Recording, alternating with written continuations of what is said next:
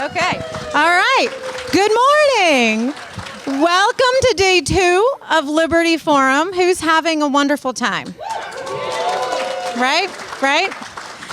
How many people can say that they can produce an event like this solely on volunteer power?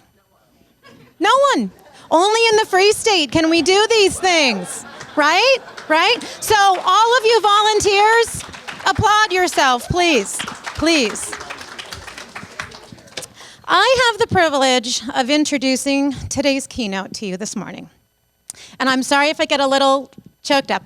She's an absolute icon in the fight for liberty, and she's a wonderful human being. I first met her during her presidential campaign in 2020 at a small little vegetarian bistro called the Green Elephant in Portsmouth. Her approachability, her honesty, and her energy was palpable. And I thought that moment, I'm like, if I'm ever gonna vote for someone with a D after their name, it's gonna be for her. She is a 4-term Congresswoman, obviously presidential candidate, and she's currently serving our country in uniform as a lieutenant colonel in the Army Reserves. Right. She puts country before party, and to my delight, left the Democratic Party. Yeah, let's applaud that. And is now an independent.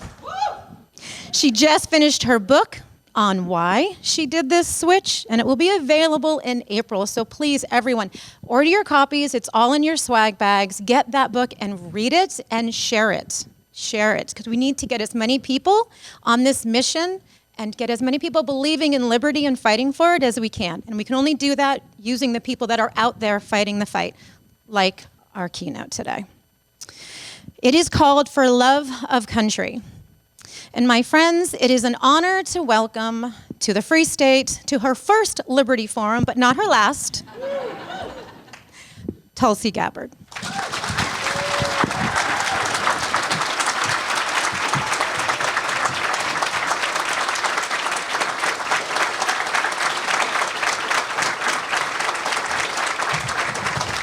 Thank you. Thank you so much. Can you guys hear me? Okay. Thank you, Carol Ann. Thank you for everything. Thank you for your leadership and for inviting me to come and join all of you here today. I was supposed to join you for Pork Fest, and Carol Ann knows this. I ended up calling her. I think it was very close to when the event was about to start. Oh, you remember? You noticed? And I called her because I had this major book deadline that I had to meet, and I was locked in a room, and I'm so happy to tell you the book is done. I can't tell you, unfortunately, how many things I had to literally just cancel because when you work with a publisher, it finally got to a point they're like, look, if you don't give us this book, then we're done. We're walking away. Took a lot longer than I anticipated, so I appreciate your understanding, and I appreciate all of your understanding and patience, and I'm grateful to be able to join all of you here today at such a pivotal time. And you know, it turns out my slowness in finishing this book has become fortuitous because of the timing. And I didn't really, it wasn't planned, I didn't anticipate it, but this is obviously a very critical election. I'm dedicating all of my time. I was in Hawaii. I came here from there yesterday morning. I was there for a few days to record the audiobook, but I won't be back there for a while. I don't anticipate being back there until November 5th because of the crisis that we're facing in our country now. I'm spending all of my time talking to anybody who will listen everywhere in the country, sounding the alarm bells about what's at stake in this election and the threats to our freedom and liberty that are continuing to escalate almost every day. And I'm going to go into some of those, and then I know Carol Ann and I are going to have a chat afterward where we'll go into others. But this is why I appreciate what you guys are doing and why I'm so happy to be back here We loved all of the time that we were able to spend here in 2019 and in 2020. We got an Airbnb a few times in a few different places, and definitely had the conversation about, like, God, we'd really love to live here. But it's because, and it's why you guys are here. I mean, it's because of the spirit of New Hampshire and how, you know, unlike a lot of other states where their motto is just a motto, I mean, live free or die is real. It's real. And that's the spirit that we need people to feel and understand everywhere in the country right now. Because there is nothing less, there is nothing short of our ability to live in a free country at stake in this election. My concern is that if those in power right now, if Biden, Harris, or whoever they may put in place as we come over the next several months, who knows what's going to happen, but And people have asked me over and over wherever I go, saying, well, who do you think? Is it going to be Biden? Who's it going to be? Is it going to replace him? Are they going to do a convention last minute play? And they have the power with the super delegates to completely, well, they didn't really have a choice in this election. The party made sure that people didn't have a choice as they were voting in the Democratic primary, but they can do whatever they want. But we can't allow ourselves or others to be distracted, because whoever it is, it's all the same. And the threat to freedom exists no matter who it is. And my grave concern is that if they're allowed to remain in power, can you just imagine, and we hear it all the time, you know, they win by a fraction of a percent in an election, then they'll run around the country saying the people have given us a mandate to continue our agenda. And that agenda is destroying our country and undermining our Constitution and completely redefining the vision that our founders had for us, dishonoring that vision, and doing so in an increasingly brazen way.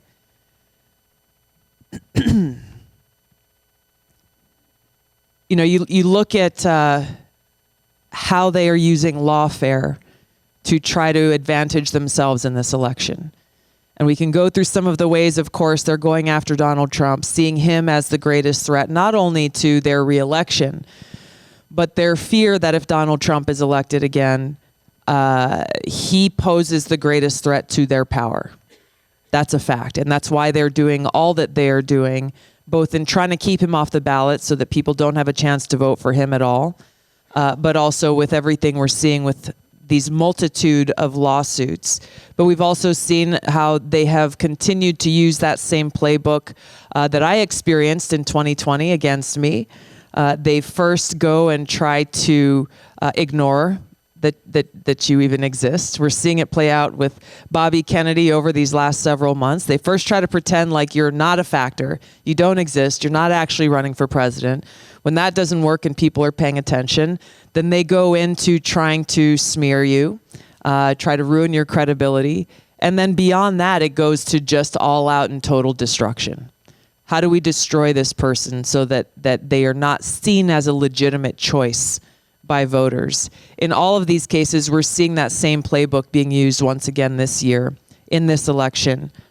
What is encouraging is there seem to be more people who are paying attention and seeing it for what it is. One of the things that we're seeing play out now that I think further highlights the threat that we face that extends beyond the Democratic Party is this whole conversation about TikTok. The legislation that was passed out of the House, I wasn't surprised, but I was discouraged to see how strong the bipartisan vote was for it. And once again, how just as we saw with the Patriot Act, just as we saw throughout COVID, anyone who dares to challenge their position or call it for what it is, a bill that is anti-free speech, that further empowers the executive branch, the president, to single-handedly determine who a foreign adversary is. And one of the most dangerous provisions in that legislation is it's not just a foreign adversary, meaning a foreign state actor, a country, or some designated leader of a country. It is anyone that the president deems may be under the control of or influence of a foreign adversary. And it's intentionally vague. The language is intentionally vague because they want to have the ability and the power to say, yeah, you know what, we think Elon Musk has interests in other countries and is manipulating X and the algorithms to be able to advance his interests, which serve another country's interests. I've been called a Russian asset by people like Hillary Clinton and many others. So what would stop them from taking punitive action against me and others? I'm not alone in this. What would stop them from saying, you know what, the Tucker Carlson network is being controlled and influenced by a foreign adversary? Shut it down. They're not pointing out, and this is, I mean, this really pisses me off because you've got a lot of people in Congress who claim to be conservatives, who claim to be champions of freedom, who've just rushed this legislation through without seeming to care for the details.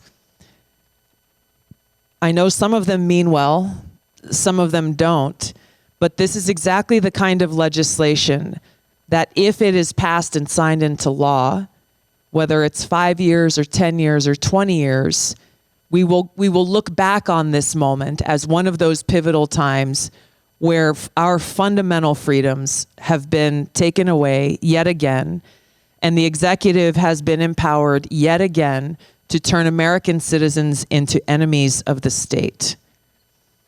It's hard to believe, as we're seeing, and this is unfortunately one of many examples of how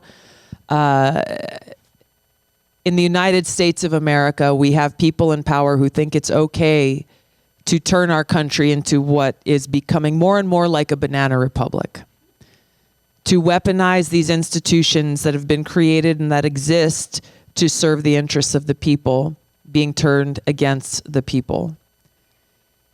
To make a bad situation even worse, they do this all in the name of democracy. Well, we have to save our democracy, so we're going to censor certain people. In the name of democracy, we're going to limit your choices on who you get to vote for president and commander-in-chief. The Supreme Court ruling, thankfully, was unanimous. That was such an important moment to have that unanimous decision to throw out the Colorado lawsuit because of the message that it sent. The reaction was laughable and predictable when people like David Axelrod were saying, well, gosh, I guess we're just going to have to leave this election to the American people to decide. Oops is right. That's a big oops, but he wasn't the only one who was saying that.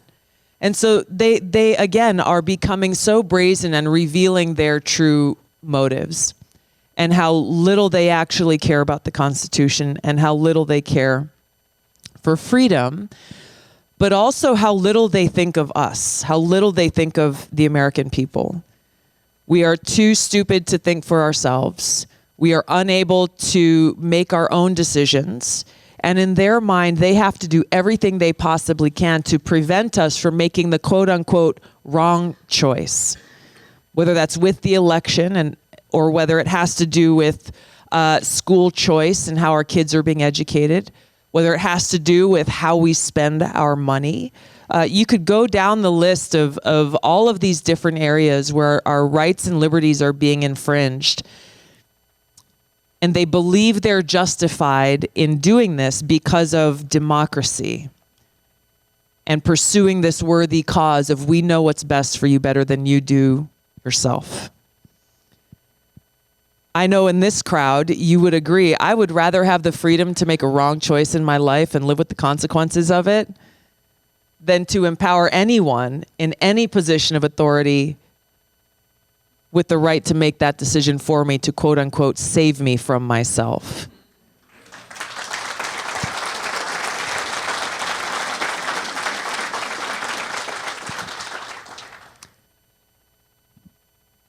People ask me why I left the Democratic Party. My answer centers around, and I go into detail in every chapter of my book dedicated to one of the major issues and major reasons, but really what they all come down to is freedom.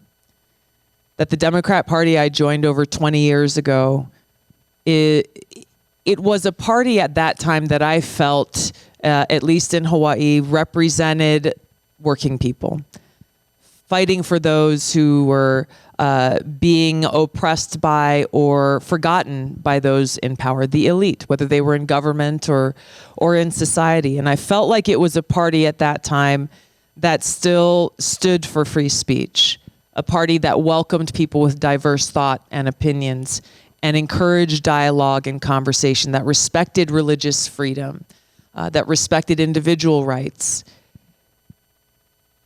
Looking at the Democratic Party of today, it has become unrecognizable and dangerously so. While I ran for office in Hawaii when I was 21, it was 2002. I had to make that decision about which party to join, and I joined the Democrat Party at that time because of what I saw as those fundamental principles that I was aligned with.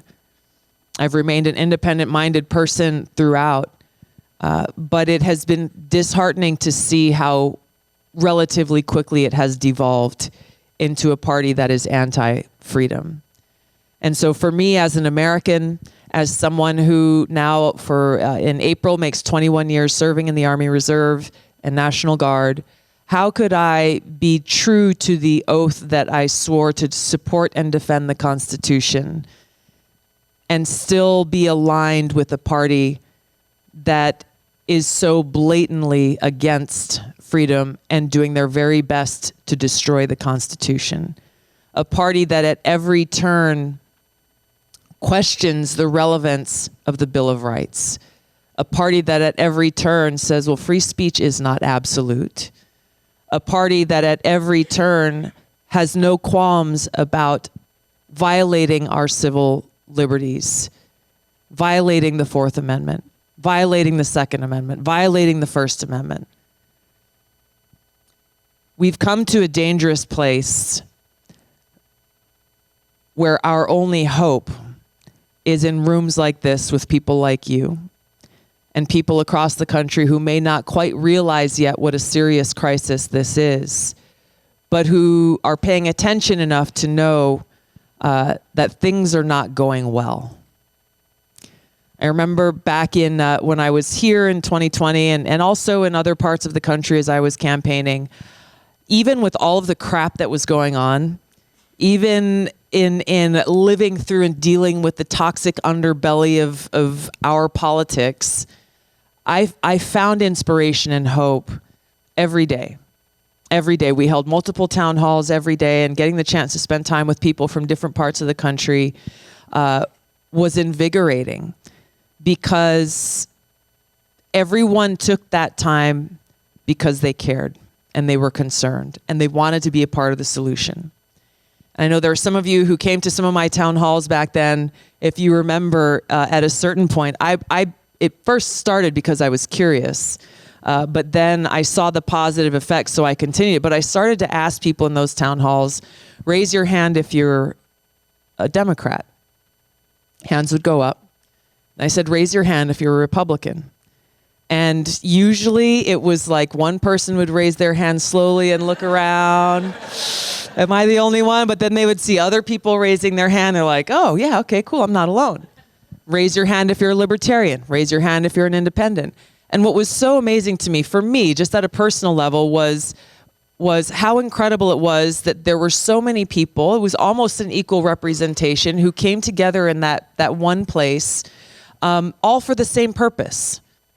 All for the same purpose, not seated in different sides, pointing arrows at each other or looking at each other with hate, but all there for that same purpose and being a part of the conversation.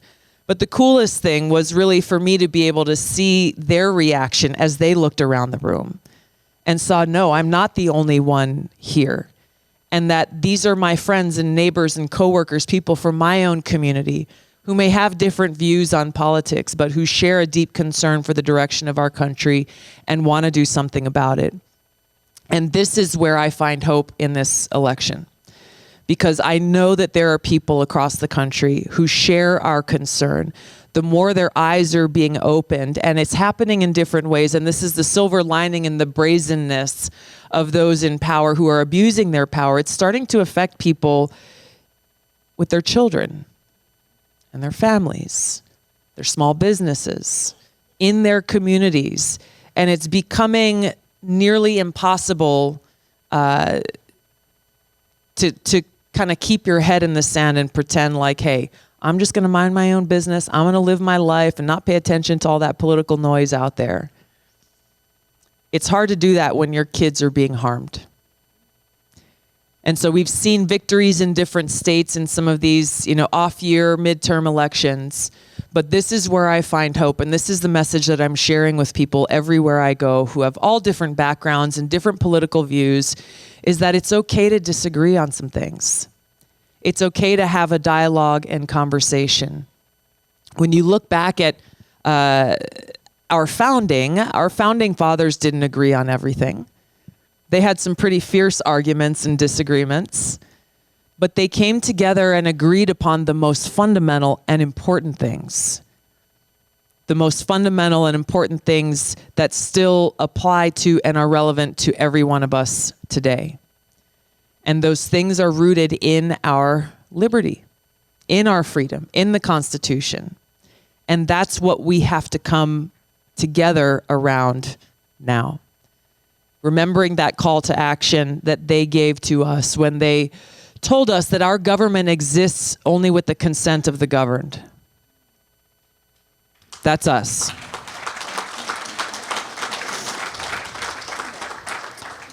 I understand very deeply the frustration. I understand the hopelessness that can sometimes take over, and the darkness and the wonder about, can we really do this?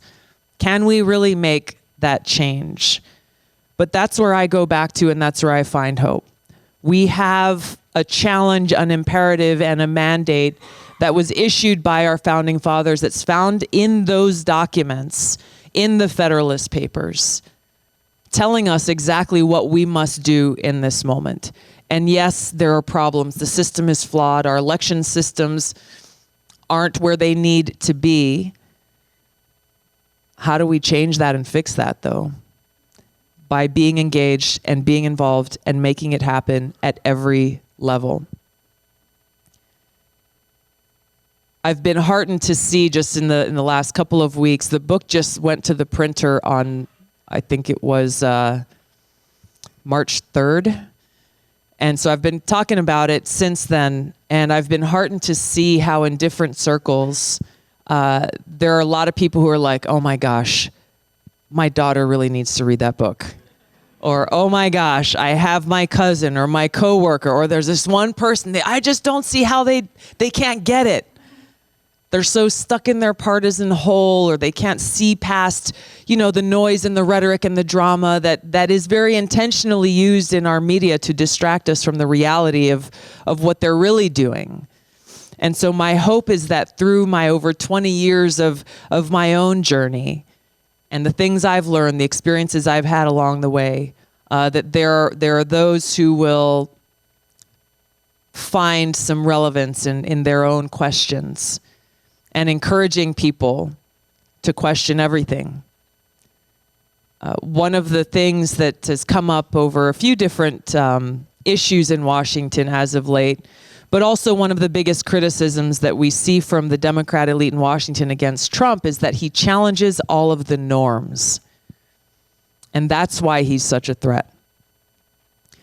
It came up recently with regard to NATO, challenging the existence of NATO and funding and the whole question around NATO.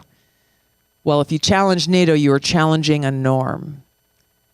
My response to that is, how well have the quote-unquote norms been working for us across the board? How well has the norm of our education system been working for us? Seriously. Families get it. I mean, this is something I heard in rural South Carolina, where the schools are horrible, that I heard running as a candidate in the Democratic primary from African-American families saying, we need school choice. We need to have the ability to get our kids a good education, whatever way that they need. Recognizing that none of us as individuals, including our kids, are monolithic and can benefit from a cookie cutter education. I was homeschooled, so I had a different experience than a lot of other people.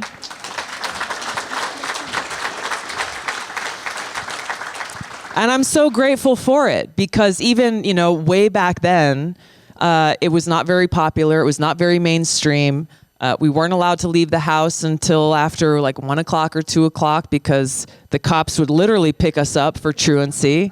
I don't know if they're still doing that these days. I think Kamala Harris was a big supporter of that in California. But I'm so grateful that my parents decided, I'm the fourth of 5 kids, and they decided even back then that they were not willing to cede our upbringing to a public school system that was even back then clearly interested in pushing their own narrative and agenda and value system that maybe wasn't aligned with the way that my parents wanted to raise us. So I was able to spend time on, the subjects that I needed help on. I was able to speed through the things I didn't need help on, and I was able to pursue a lot of other things that helped me become someone, and very intentionally so in the way my parents raised us, as a critical thinker, to find my way through different problem sets, figure out, okay, well, where does this path lead? Where does that path lead? The fact that parents don't have that right in this country directly because of school unions and politicians who are beholden to them. As they say, I think it was Randy Weingarten who said that she's against school choice because it's what? Against democracy. Seriously, that was her quote. It's against democracy. Giving parents the right to decide how best to educate their kids is against democracy. And that's one of the throwaway lines on every issue. If you stand against them, the power elite who only stand for themselves, you're against democracy, or you're an agent of Russia, or you're a traitor to the country, or you hate America, or you don't care about kids. The danger in this is that there are people who believe them. And the danger in this is they very intentionally excoriate people like me and Bobby Kennedy and others who have the courage to stand up and speak the truth by making an example of us. I did some local radio shows here yesterday when I got in, and in a few of them I was asked, well, Tulsi, are there any other Democrats still in Congress who think like you, who are concerned about what's happening in the country? And I told them there are. There really are. Back when I was running in 2020, I would go back to Congress for votes, and on more than one occasion, some of my Democratic colleagues would come and find me on the House floor and whisper in my ear in the back corner where the C-SPAN cameras don't hit, and just tell me, Tulsi, keep up the good work. Keep saying what you're saying, but don't tell anybody I said so. Because they saw how I was treated. They saw how even when I was in Washington going to and from votes, some members of Congress would literally cross to the other side of the street so they wouldn't be seen walking down the street with me.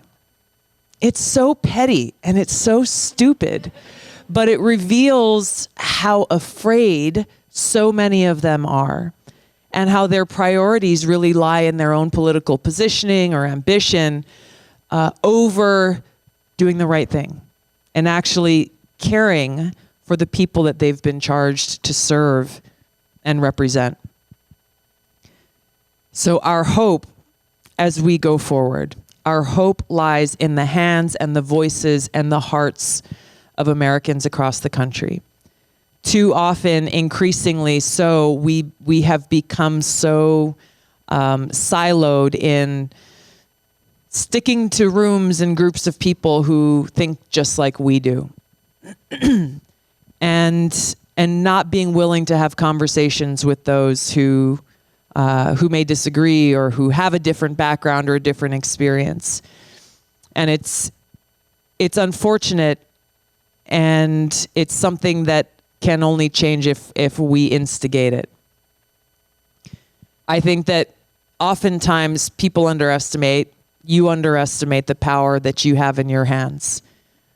Every one of you, how much influence you have. You don't have to have a podcast to have influence. Shout out to the Jackman brothers who are here. I did their podcast yesterday. You don't have to be on TV to have influence. Yes, you do in those things, and I'm trying to maximize every platform I have available to me. But every one of you is a person of influence in your life. And it starts with your family. It goes to your friends. It goes with your coworkers. It goes to your neighbors. It goes with your classmates. Then social media. Don't underestimate. I always tell people, if you think you don't have influence, just open your phone and start scrolling down how many phone numbers you have saved in your phone. And then go on Facebook and start scrolling down how many friends you have on Facebook. There is a huge opportunity here to be able to change the conversation and change the focus away from the noise of the propaganda media and towards what is most critical and most important. And that is liberty. That is what is at stake. In Hawaii, when I first ran for office, and the Hawaii tradition, some of you may have been sign waving with me here in New Hampshire. We brought that from Hawaii, standing on the side of the road, waving my sign. But one of the other things that I really loved that was passed down generation to generation was something that they called friend-to-friend cards. And the idea was, hey, I'm going to give you these 5 cards. You go and talk to 5 friends and tell them about, why you support your candidate of choice. And so we modernize that to the tools we have available to us. You speaking to someone who knows you and trusts you and respects you is far more powerful than anything I might say on TV if they don't know who I am. And they may not trust me, or they may have questions about this or that, or they may think, oh, well, Hillary Clinton said this about her, so I don't know. But they'll trust you. They'll trust you. So I just encourage you to, and I'm sure you already are, but just encourage you to reflect on this and share this challenge with others. That if we are unhappy with what is happening today in our country, yes, with the Democrat elite, but with the Republican elite as well, the permanent Washington establishment,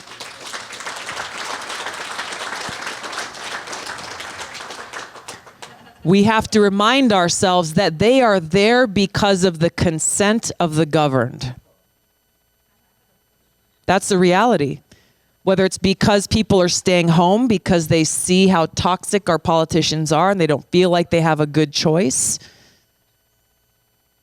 or they're voting for the wrong people because they're not paying attention to what they're doing. I'm sorry I don't remember your name, but I was talking to a school psychologist in Connecticut. Where are you? There you are. And she was telling me how she is raising her concerns to her state representative, who promised to do something about it but didn't do anything at all, and is as wishy-washy as unfortunately a lot of politicians are with broken promises. We have to hold them accountable. We have to hold them accountable. If nothing changes because we don't make it happen, we are responsible. We are responsible for people in power continuing to be allowed to remain in power and abuse that power for their own selfish ambition. The forces of darkness are great and powerful. Yes, they have money. Yes, they've got the propaganda media. Yes, they've got big tech in their pockets. Yes, they've got the military-industrial complex. Yes, they have the corporate-industrial complex. But we are more powerful when we choose to harness that power and come together around what is most important. This is how we save our country. I'm going to save some of the other issue points for my conversation with Carol Ann. We're going to transition into.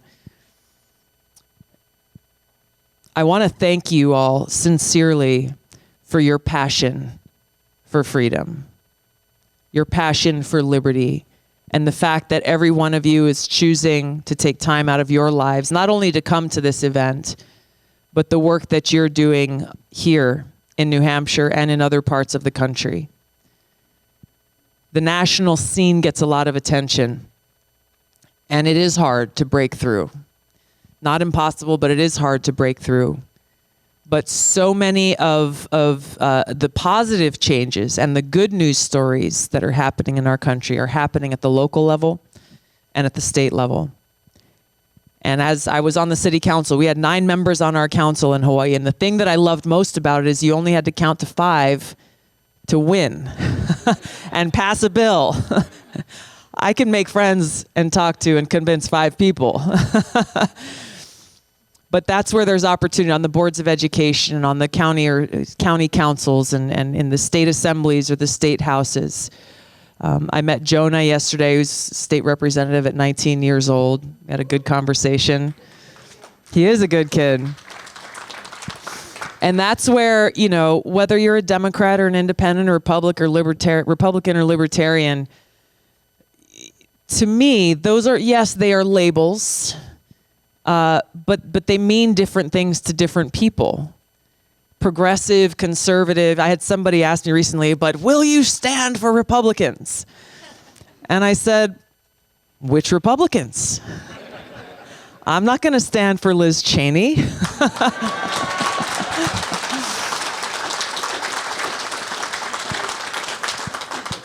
And so I am heartened to see people like Jonah, who at 19 years old decided to step up and serve. I saw a video of him on Instagram randomly of him challenging the trans ideology being pushed on our kids in schools, and how he was so common sense minded and practical and straightforward in his remarks, and the fact that he had the courage to do so. And so remaining as critical thinkers and independent-minded people, we welcome everyone to the freedom movement because it's the right thing, it's who we are, it's what this country is supposed to be about, and it's the only way that we get back there and save our country, because there is literally nothing less than that is at stake. For all the years that I've been involved with politics and all these different election cycles, I have heard politicians many times over say, this is the most important election of our time, right? Every time they say that, every time. I've always wondered, how do you say that every time? And like, was it this one or is it the last one? I have never said it until this election, this moment. And while you may not find that perfect candidate, you may not be able to cast your vote for someone that you feel truly inspired by and hopeful. Maybe you can, maybe you can't. That's not really the point here to me in this election. No single individual is going to save our country. There's no one that's going to come in, you know, knight in shining armor on a white horse that will allow us to just sit back at home, go surfing in Hawaii and be like, cool, you got it. I'm going to stay home. It's not going to happen. Never. It will never happen. That's not who we are. That's not what this country is about. We get to where we need to be by standing together and fulfilling our responsibility. All of us. Thank you so much for having me here today, and thank you for all that you do. Aloha.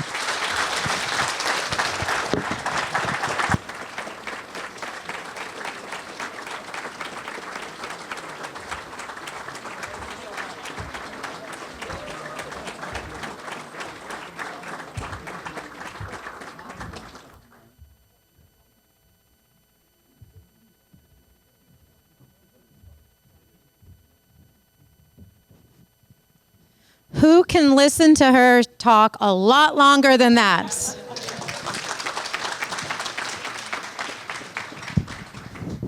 I mean, we could literally spend the entire day with you and just learn, and we'd be very grateful because your passion is what comes so clear to us. And it's our passion. That's why we're all here and we're a part of this movement. And we're just so grateful that you're sharing that with us.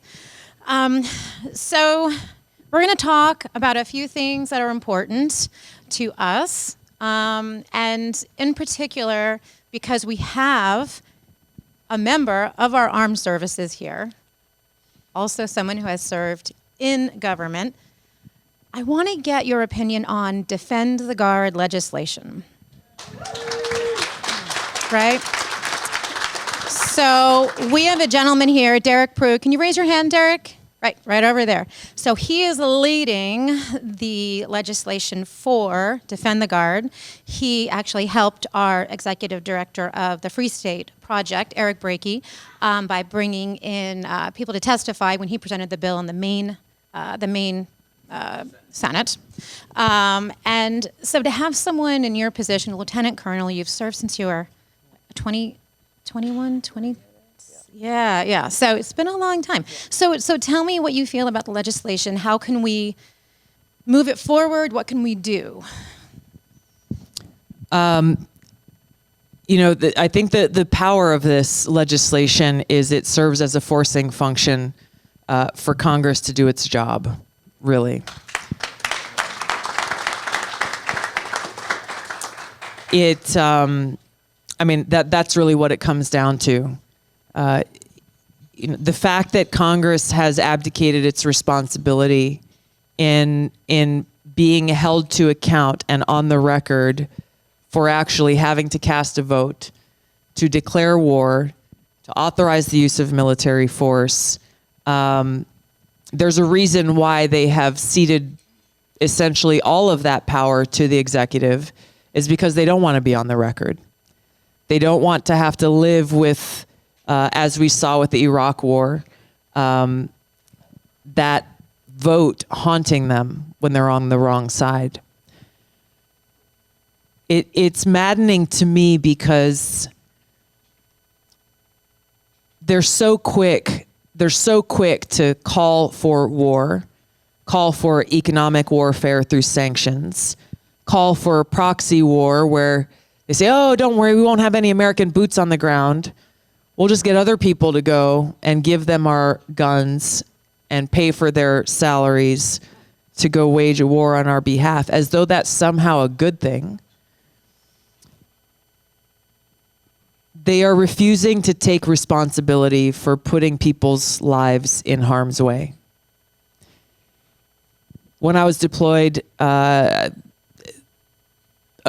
been deployed 3 times to 3 different areas, but I remember during my first deployment to Iraq, there were a few politicians that came through, and they generally come and they land, and they'll stay maybe for 24 hours, maybe a day and a half, shake some hands, take some pictures, and then run back to Washington and say, oh, I just came back from the war. And I at that time, I had left the state house in Hawaii and I volunteered to deploy to Iraq. And my company commander, I served in a medical unit, and I remember we had one of those politicians come from Hawaii out to see the Hawaii troops. And my commander came to me and he's like, excited. He's like, oh, you can take some time off if you want. You can go and see this member of Congress. And I just looked at him and I said, sir, no, thank you. I have better use of my time. When you've lived through and seen the human cost of war firsthand, when you've experienced firsthand the war profiteering that occurs, we had KBR Halliburton stamps on everything in our camp, everything. It literally makes me feel sick to my stomach to see politicians who don't honor the sacrifices that are made, both by those who pay the ultimate price, as well as those who come home potentially with both visible and invisible wounds. They don't care for the families who bear that cost of war. They take the cost and consequences so lightly. This legislation would be a way to force them to do their job. I think getting more people who understand firsthand, and the numbers are becoming less and less now than they were during the post 9/11 20 years of a high level of deployments. But getting those who have been and are impacted directly by this to go and help advocate for it state by state will absolutely have an impact. Can you speak to maybe some of the troops as far as their feelings on the legislation? Like, I don't think most people know about it. really? Yes. And I spent 17 years in the National Guard, moved over to the Army Reserve in, I think it was 2020 or 2021. But I don't think most people know about it. And quite frankly, if they do, it's not immediately apparent to them why it's important. Because this norm has been put in place. And for the National Guard, they may say, and I won't speak for them, but they may say something like, well, if our country needs us, we have to go. Because it is about fulfilling your responsibility and fulfilling your duty. Right. So Congress has not done their job for so long, it's kind of a foreign concept to say, oh, well, they actually have to declare war first? We laugh, but it's true. And I would say most Americans don't really, they may have heard it, but I would assume that most probably haven't. Right. And so there's some education, I think, that needs to occur there, which can lead to and should lead to accountability. Right. Good. Well, Eric, I wanted to ask you, do you have any questions that you would like to ask her about that in particular? No, that's okay. I know that this is something you're passionate about, and you're right here in the front. My dad is a state senator in Hawaii, and he has been a proud co-sponsor of this bill for many legislative sessions. Very nice. Very nice. So as far as the military members, and they're going and they're fighting in these conflicts and these, like you call them, they're going over on these conflicts that are undeclared wars. In my opinion, they're illegal wars. They're none of our business. We're sending all of our servicemen and women over to play these political wars, right? We're bringing them home, and like you were saying, they're injured, they're maimed, their families are divided, they struggled during the deployment. How can we support them? How can we support those servicemen and women? I think from a broad standpoint, it's recognizing that we're not victims, and that broadly, men and women who've served in uniform come with an amazing set of talent and skills that have nothing to do with their ability to fire a gun. The talent and skills come from people who operate well as a member of a team, who understand what mission focus means, and who have literally lived through and dedicated their lives to serving that higher purpose of putting country before literally their own lives and willing to sacrifice. So, you have the leadership experience, you have a lot of other skills that make someone a very marketable asset, whether it be to an organization or a nonprofit or a business. And so I think there are many ways to go beyond just telling someone thank you for your service, to let them know that they are valued, and also taking away that stigma of that often gets in the way of them asking for help. I met Ron here earlier, who has an organization for veterans, supporting veterans who are going through post-traumatic stress. Ron, can you raise your hand? There he is. It's called Azimuth Check Foundation. If you don't get the reference, is one of the first things we learn as, especially soldiers, that I'm sure the Navy has their own. Were you in the Army? Oh, amazing. Well, thank you for doing what you're doing. But the first thing you learn is land navigation. They send you out into the woods and you have a compass and a map and you have to plot your points and go through all that. But if you're not constantly checking your azimuth to make sure you're moving in the right direction to keep you on track, then you will be lost.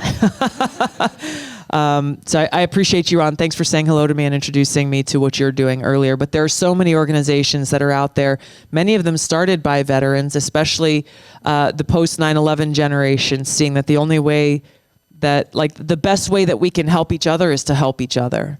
And so I just encourage you to find ways to provide that support where you can, whether it be an individual or an organization. Okay, well, I'm going to shift really quickly because I just got the time.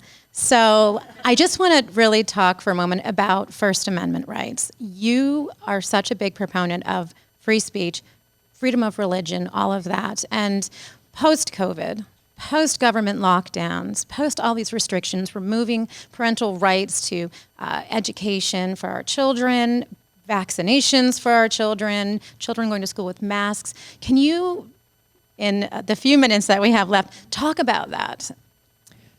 Yes, let's talk about that. And I know I want to hit CBDCs with you as well. I was going to sacrifice I know we're question. getting the time hack here, but That was a selfish I think we question. can do both. I think we can do both because they're connected. They are. They are connected. They are.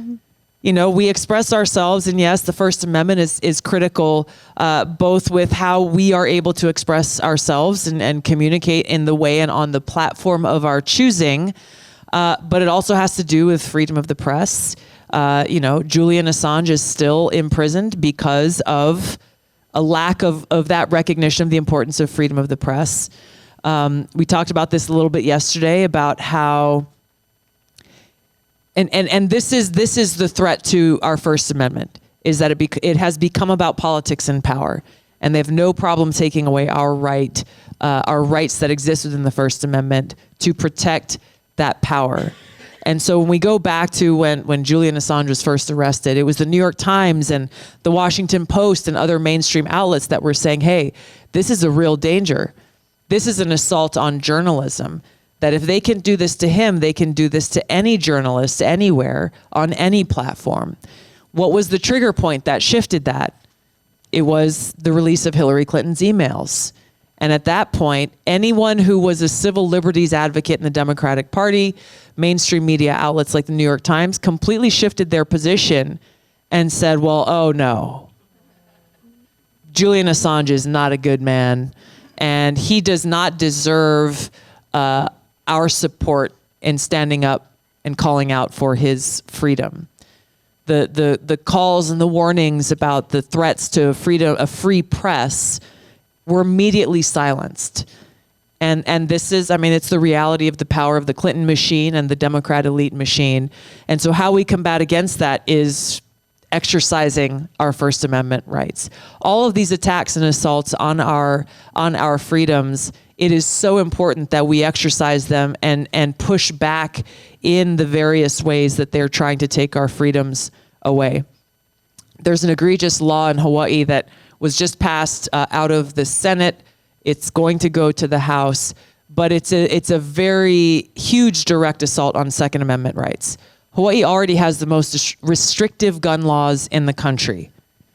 We have, I don't know, I think we're like the third lowest rate of murder or homicide, gun-related murder or homicide in the country.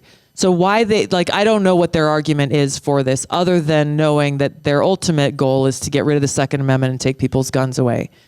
So they passed this legislation that would make it so that any gun with a collapsible or foldable shoulder stock would be deemed an assault weapon and therefore make you a felon.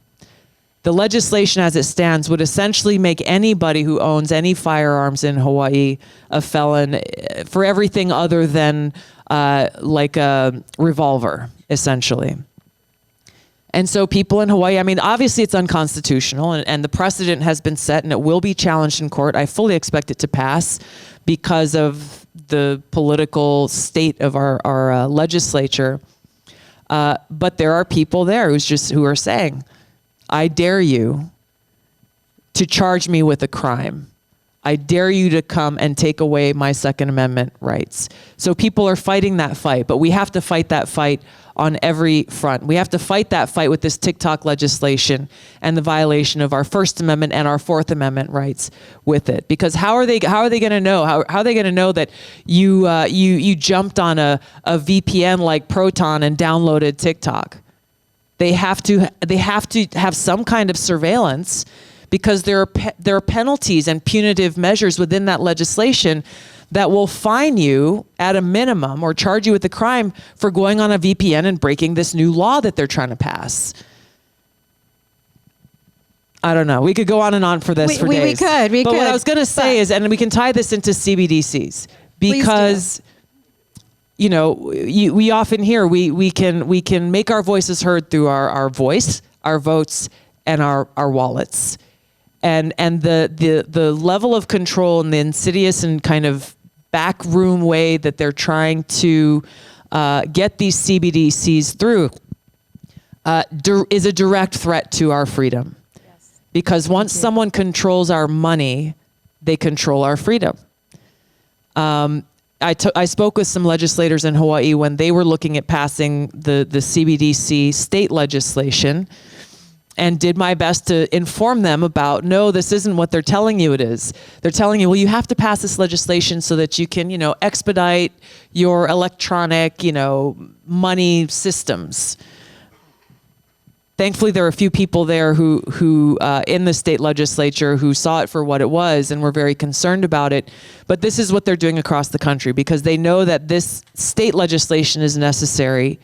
It is necessary for them to be able to implement a federal CBDC. I'm glad to see more people are becoming aware of this. But we should not be naive to how much they are putting behind this effort. I had a friend of mine who told me his 12-year-old daughter came home from school saying, Daddy, in school they're telling us that we're going to move to a CBDC. So it's happening in our schools. It's happening in our state legislatures. There's still a lot of people who don't really know what's going on or know why it is so dangerous. I cover this in my book, and there are so many examples we could point to, but the most recent examples we look to is what happened in Canada around the trucker protest, and about how they declare, and this is always what it is. It's what they're doing with TikTok now. They declare it's a national security threat. It's a national emergency. It's the power grab, and they say, well, actually, no, because of national security reasons, as Trudeau did, we're going to freeze your bank accounts, and we're going to do our best to block GoFundMe type accounts and any kind of cryptocurrency so that no support could go to these people. And they literally did that by trying to amend their law that exists that applies to terrorists. There's no theorizing to where this road leads. You have people like Elizabeth Warren, who's already put legislation through trying to mandate that credit card companies report when I go to, my local gun shop and buy ammunition. And that's important, she says, because they need to be able to find and identify suspicious activity like that. Even if you go to a gun shop and buy a t-shirt, that would be, under her law, flagged by the credit card companies and reported. So when we talk about this federal digital currency, any government-controlled currency, it should be seen as direct of a threat to our freedom, as the threats that we are seeing with our freedom of speech and the threats that already exist with the Patriot Act and legislation like it. I could not agree more. I could not agree more. And we have attacks on cryptocurrency, and it coming from the IRS, coming from the feds, from the states, everywhere. And they're just so frightened by us having control.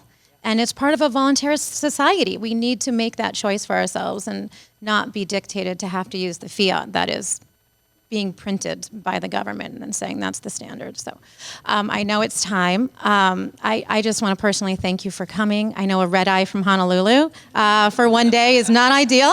But Thank you for having me. it's just been an honor. So thank you so much. Thank you, everybody. Great to see you.